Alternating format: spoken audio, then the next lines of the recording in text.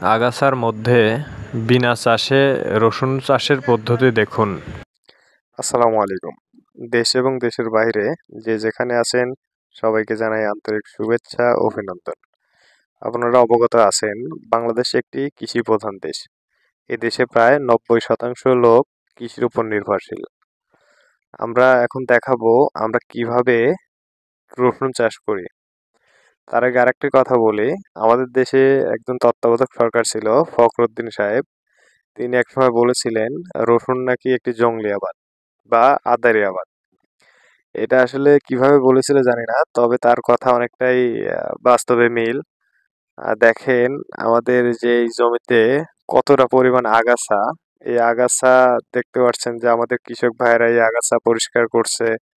এই আগাছা সম্পূর্ণ পরিষ্কার করার পরেই এই জমিতে রসুন চাষ করা হবে। তো কিভাবে রসুন চাষ করে সেটা আপনাদের দেখাবো। আপনারা দেখতে পাচ্ছেন যে আগাছাগুলো পরিষ্কার করার পরে আমাদের এক কৃষক জমিতে সার দিচ্ছে, যাতে রসুন লাগানোর 2-4 দিনের মধ্যেই রসুন থেকে চারা বের হয় এবং সেই চারাগুলো যেন সুস্থ সবল থাকে, যার কারণেই মূলত এই সারগুলো প্রথম দেওয়া। আবার এখানে দেখতে পাচ্ছেন আমাদের একজন কৃষক জমিতে ওষুধ দিচ্ছে যাতে বিচি ঘাসগুলা না হয়। আবার ওইখানে দেখতে পাচ্ছেন যে আমাদের কিছু শ্রমিক জমি থেকে আগাছাগুলো উপরে উঠায় রাখতেছে।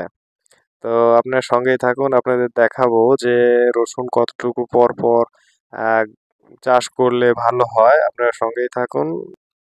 আপনারা দেখতে পাচ্ছেন আমাদের শ্রমিক ভাইয়েরা রসুন লাগানো শুরু করছে। তা আপনারা দেখতে পাচ্ছেন শুধু তারা হাত দিয়ে ঠাসি দিচ্ছে, রসুন লাগানো হয়ে যাচ্ছে। এটা আসলে আগাছা পরিষ্কার করার পরে এই জমিটা নরম হয়ে আছে, মানে কাদো কাদো হয়ে আছে। হাত দিয়ে একটু ঠাসি দিলেই এই রসুনগুলা মাটিতে পুঁতে যায়। তা আপনারা দেখতে পাচ্ছেন রসুন হাতে 4টা থেকে 5টা রসুন লাগানো হয়। 4 ইঞ্চি পর পর রসুন লাগানো হয় যাতে রসুনগুলো একটা আর একটার সাথে না ঠেকে, যার কারণে রসুনের গ্রোথ ভালো হয়। তো এই যে রসুনটা আমরা লাগাচ্ছি, লাগানোর পরে যদি এটাকে না ঢাকি, তো এটা যখন শিকড় গজাবে সেটা আবার এই রসুনকে উপরের দিকে উঠিয়ে দিবে। উঠিয়ে দিলে রসুন আর হবে না।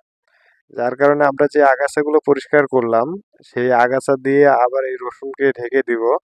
যখন ঢেকে দিব তখন আর শিকড় উপরের দিকে ঠেলা দিতে পারবে না, তখন রসুনগুলা সুন্দর হবে।